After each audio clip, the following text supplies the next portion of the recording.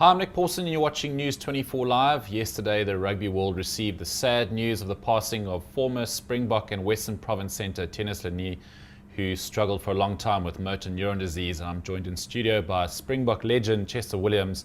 He was, of course, close mates with Tinus and teammates. Chester, thanks for joining us today. I'm sure the last couple of days have been quite tough for you. Yes, obviously we were all expected it's going to happen someday, but we didn't. You can never be prepared for death, And especially, I went away for Brazil 2 weeks ago, and I went to say hello to him, and he looked really good. He was sitting up straight, and a week ago he was sitting. He was not even lying in bed. He was sitting and watching TV, the Currie Cup final, obviously. Okay. And then I came here, arrived here on Sunday, and wanted to go and visit him on Monday morning. 10 minutes before I left, for home, they phoned me that he passed away. It was really sad for me to hear the news, but we need to support the family now.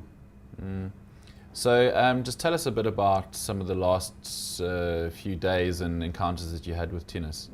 Well, it's, for the last, I must actually talk about the last 2 years that we've been together as a team coaching in Timisoara in Romania, and that's where he actually got diagnosed with some sort of the motor neuron disease. They were not sure at the time, and I asked him to come home because I don't want to take that responsibility for his health, because he's the only one, and obviously the specialist that can say whether he can continue coaching or staying in Romania or not. And when he came home, they told him that he's got motor neuron disease, the same illness that Yus got.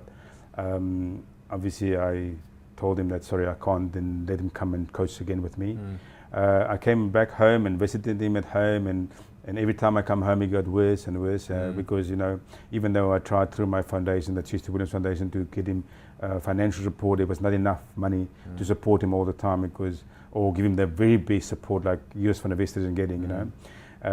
Unfortunately for him, he passed 19 months later. He passed away yesterday. It was sad to see him, the way he was lying in bed. No one, he couldn't tell us what he wanted. He could just lie there with his eyes rolling around, smiling with us. And the last time I was with him, I saw him, he actually, when I walked into the room, he'd pick up his hand and he wanted to sit up straight to shake my hand, and he just smiled at me, And when I left there, I just said to him, listen, I love you as a brother, and I left. And unbeknown that when I come back from Brazil, he was not going to be there anymore.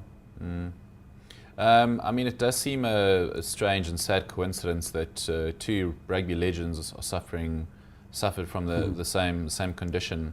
Have they linked motor neuron disease to any sort of, excessive physical impact or damage over the years? I don't think so. If you look at there's a lot of people that's been that have this illness, and most people probably thought it was just a stroke, because that's the type of symptom you get. Your speech is become poorer, and you start dragging your leg, and it's the symptoms of being a stroke. And most people probably thought that was the problem with them. And so I can't see it as going to be rugby, because if it was rugby, it would have been a lot more rugby players with this illness. And fortunately for us, it's not most rugby players. It's only 2 in South Africa, with Houston and Tinus right now, that we know of. But I think no one's got a cure for it, and hopefully they'll find a cure, because this might be something that becomes a bigger disease in the world than we think.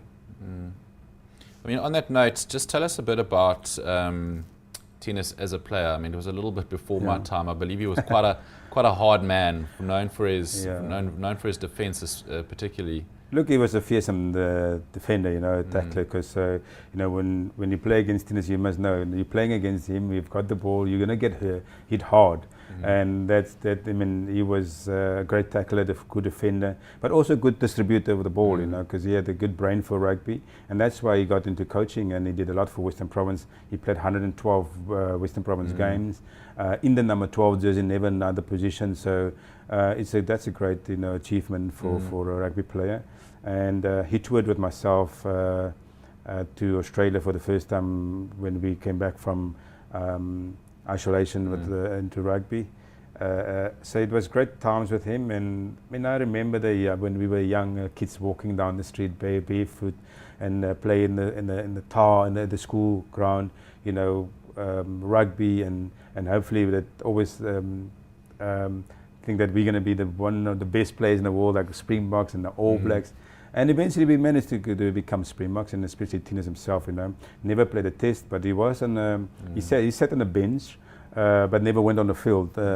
Sadly for him, but anyway, he opened doors for so many kids that was following him, was admiring as a player.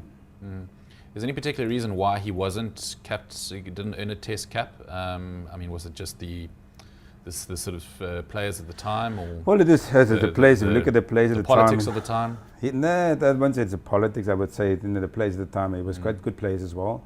Even though they were scared of him, but they were also good players that played against Peter Miller, Heinrich Fools, those kind of players, Christian Scholes, Jaco Tauter, those are the players that he had to compete against.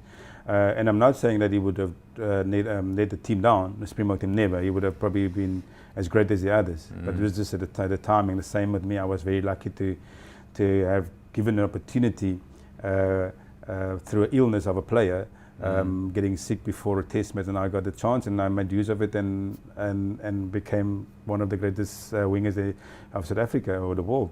And if Tinus had the opportunity as well, I think he would have done exactly the same.